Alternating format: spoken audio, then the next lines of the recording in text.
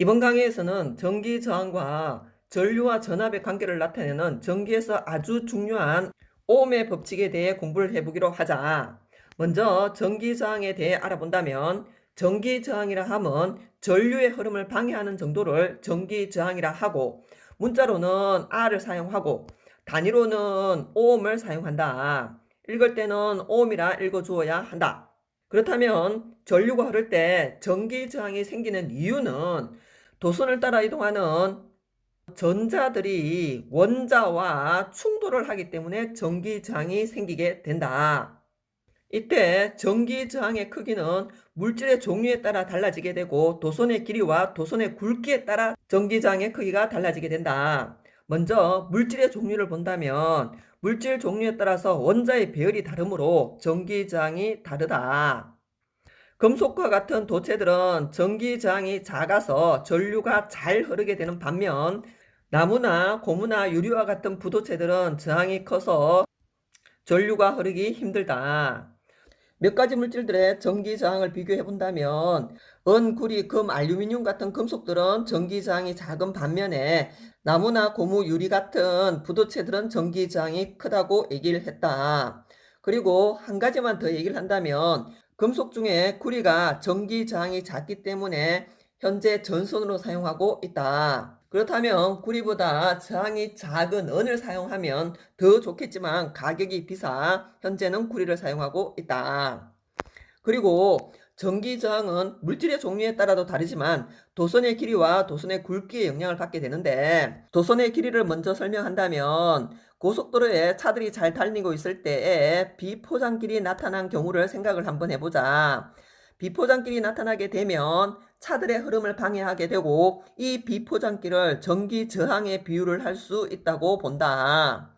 자, 이때 이 비포장길의 길이가 길어지게 되면 차들의 흐름을 더 많이 방해하게 되고 차들은 더 밀리게 될 것이다. 그거와 마찬가지로 전기 저항 역시 길이가 길어지게 되면 저항의 크기가 커지게 된다. 거기에다가 비포장길이 나타났는데 갑자기 비포장길에 폭이 좁다면 차들은 더욱 지나가기 힘들어질 것이다. 이거와 마찬가지로 전기 저항은 굵기, 즉 단면적이 넓을수록 잘 흐르게 되고 단면적이 좁게 되면 저항이 더 커지게 된다.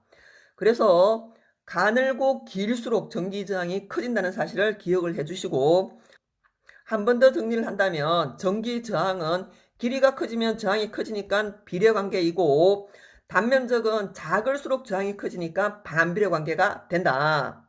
식으로 한 번 더 정리해 본다면 저항 R은 도선의 길이에 비례하고 비례는 앞으로 물고기 모양을 사용하기로 하자. 그리고 저항 R은 굵기, 단면적에는 반비례하므로 반비례하는 경우는 단면적 분의 1에는 비례하게 된다. 그래서 이 두 식을 묶어보면 전기 저항 R은 단면적 분의 길이의 비례함을 알 수 있다. 자, 이렇게 전기 저항에 대해서 정리를 했고 문제로 확인을 해보자.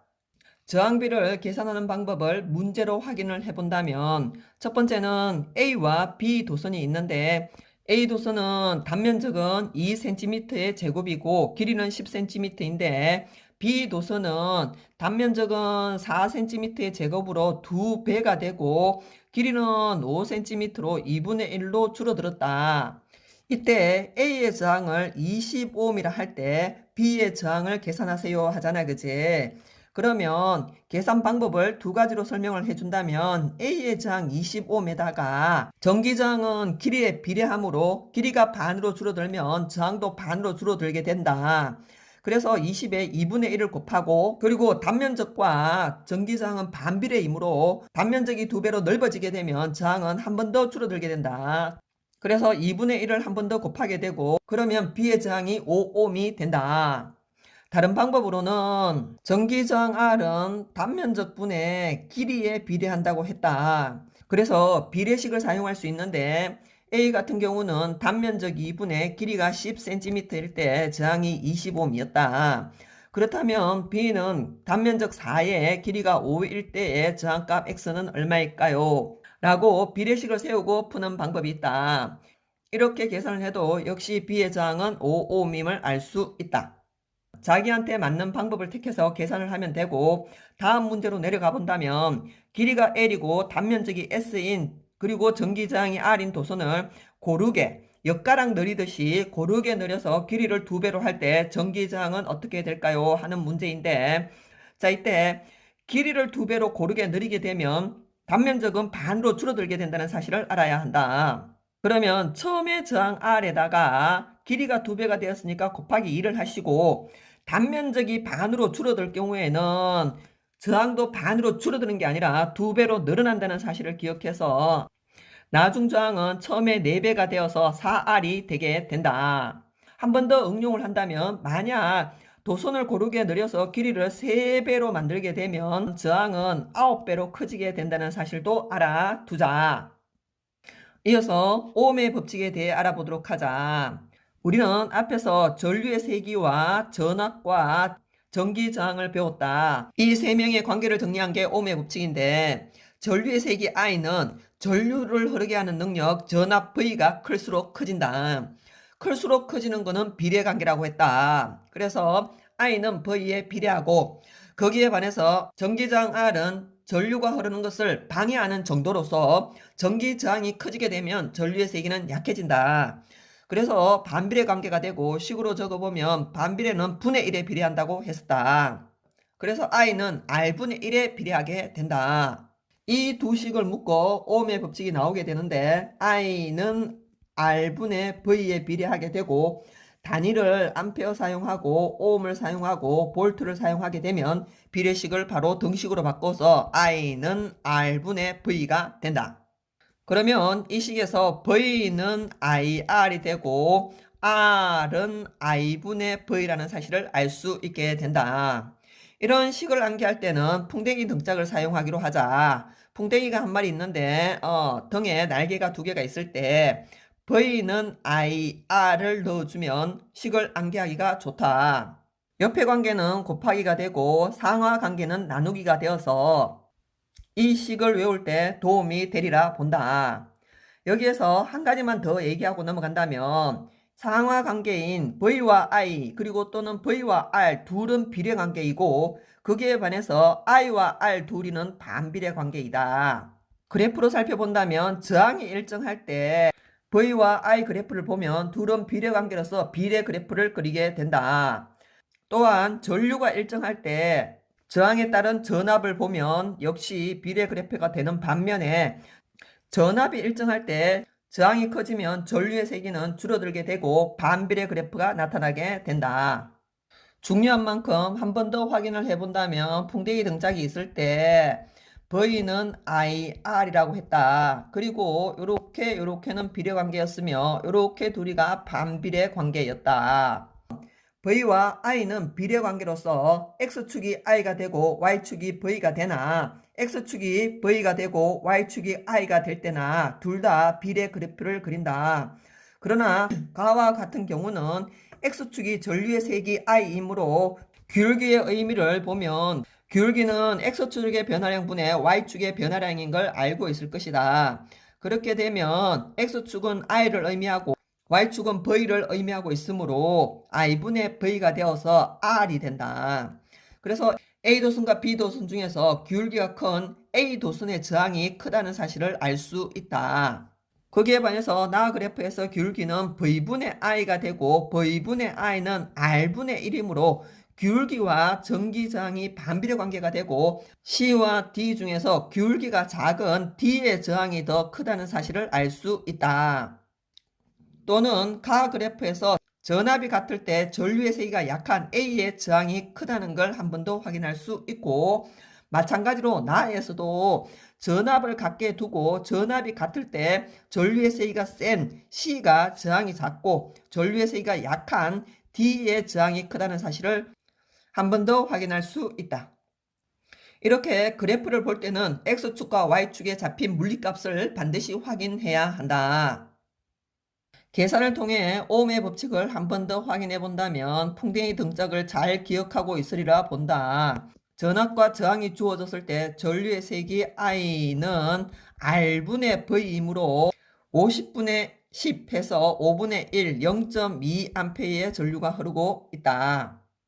그리고 전압이 5V인데 흐르는 전류의 세기가 200mA일 때 저항을 물으면 저항 R은 I분의 V로서 200분의 5가 들어가면 안 된다. 주의해야 한다. 오음의 법칙에서 사용하는 단위는 암페어이기 때문에 200mA는 0.2A로 고친 다음 계산을 하셔서 이 회로의 전기 저항은 25ohm이라고 대답을 하셔야 합니다.